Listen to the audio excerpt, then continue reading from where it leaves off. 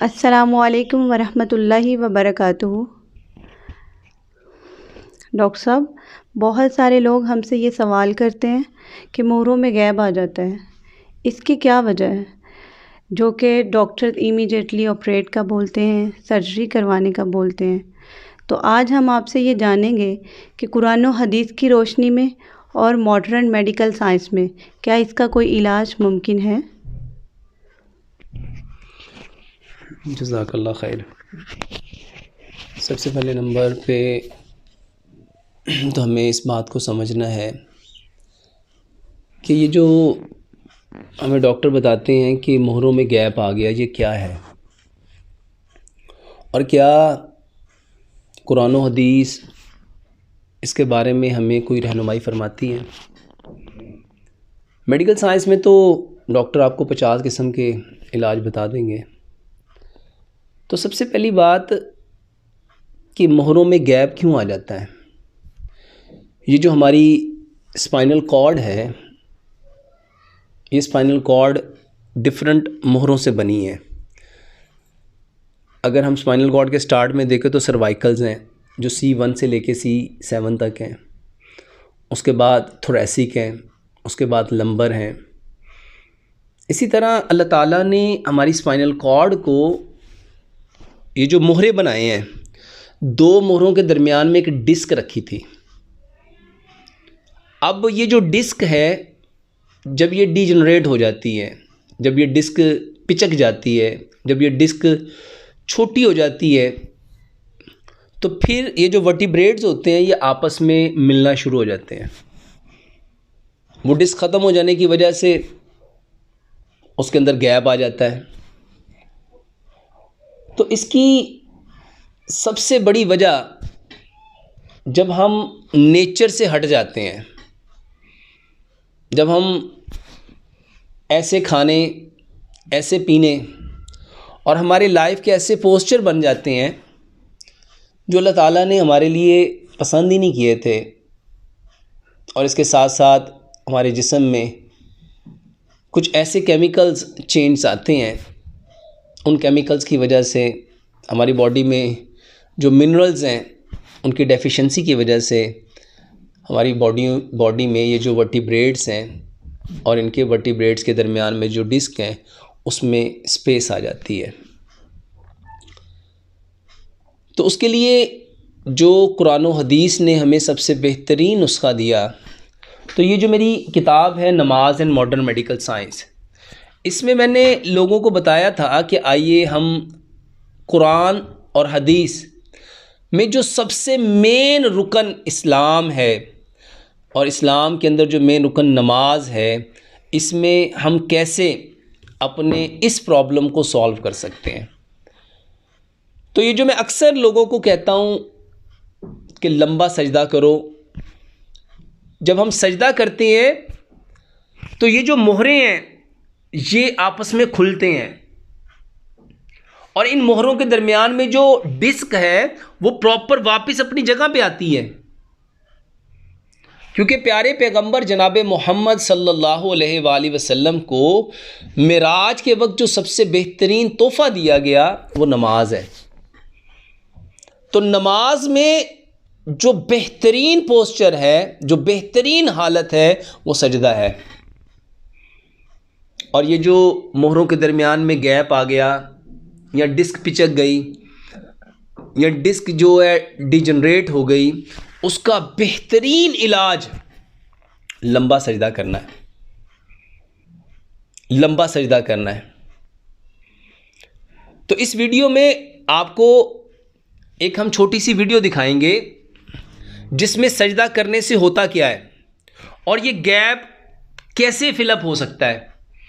ये जो डिस्क पिचक गई है ये दोबारा से रीजनरेट कैसे हो सकती है, ये दोबारा से जो आपके स्पाइनल कॉर्ड के प्रॉब्लम हैं ये ठीक कैसे हो सकते हैं। तो सजदा हमने 10 चीज़ों पे करना था।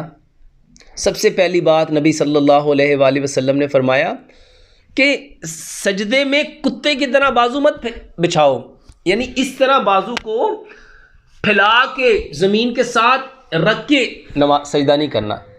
बल्कि सजदा ऐसे करो कि आपकी बगल की सफ़ेदी नज़र आए और आपके बाजू से बकरी का बच्चा अगर गुजरना चाहे तो आराम से गुजर सके। सजदा ऐसे करना है कि आपकी जो 7 हड्डियां हैं उस पे सजदा करना है।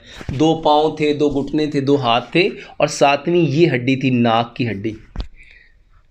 सही हदीस में है कि सजदे में नाक खाक आलूद करो। तो सजदे की हालत में हमने ज़मीन की सख्ती को महसूस करना था।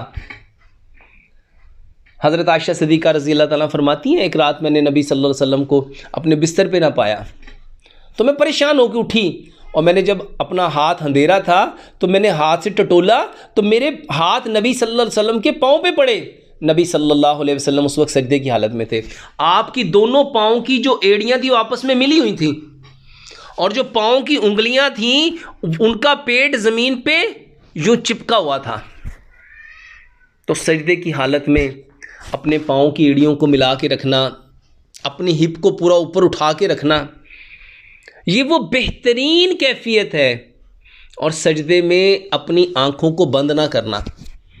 मेरे मोहतरम भाइयों, इसी वीडियो के साथ आपको एक वीडियो दिखाएंगे जिसमें जब आप इन 10 चीज़ों में सजदा करेंगे ना तो आप Salat is used as a means of seeking solace, forgiveness, and peace through invoking Allah's assistance. It serves as food for the soul. However, the benefits of Salat do not end with the spiritual domain, but in fact, encompass the physical domain as well. Customary Salat involves various physical movements and positions, which have been scientifically proven to have medical and health benefits. Even though Muslims generally offer their daily prayers out of their religious duty. However, modern-day science has shed light on the physical advantages of offering Salah. Here are a few of them. आपके ये जो मोहरों का gap है, आपके ये जो मोहरों की मसाइल्स हैं, ये जो आपके लोग जो कहते हैं डिस्क जो है वो डिस्प्लेसमेंट हो गई है, डिस्क डीजनरेट हो गई है, डिस्कें ख़राब हो गई हैं और डॉक्टर कह रहे हैं आपकी डिस्क चेंज होगी, तो मेरे मोहतरम भाइयों और बहनों, सिर्फ लंबा सजदा करना, सिर्फ लंबा सजदा करना इसका बेहतरीन इलाज है। और मैंने अपनी इस किताब में यही बताया है कि सिर्फ सजदा करने से हम अपने इन प्रॉब्लम को कैसे सॉल्व कर सकते हैं। इसके साथ साथ 4 मेडिसिन है। एक मेडिसिन तो मैं अल्हम्दुलिल्लाह अपने हर मरीज़ को देता हूँ। मैं कहता हूँ ये हर बंदा खाए। क्यों? क्योंकि प्यारे पैगंबर जनाब मोहम्मद सल्लल्लाहु अलैहि वसल्लम ने फरमाया कलवंजी वो काला दाना है जिसमें मौत के सिवा हर बीमारी की शिफा है। और मेथी दाने के बारे में इमाम ने कय्यम रहमतुल्लाह अलैह फरमाया करते थे, अगर लोगों को पता चल जाए इसके कितने फ़ायदे हैं, लोग इसको सोने के वज़ ख़रीदें।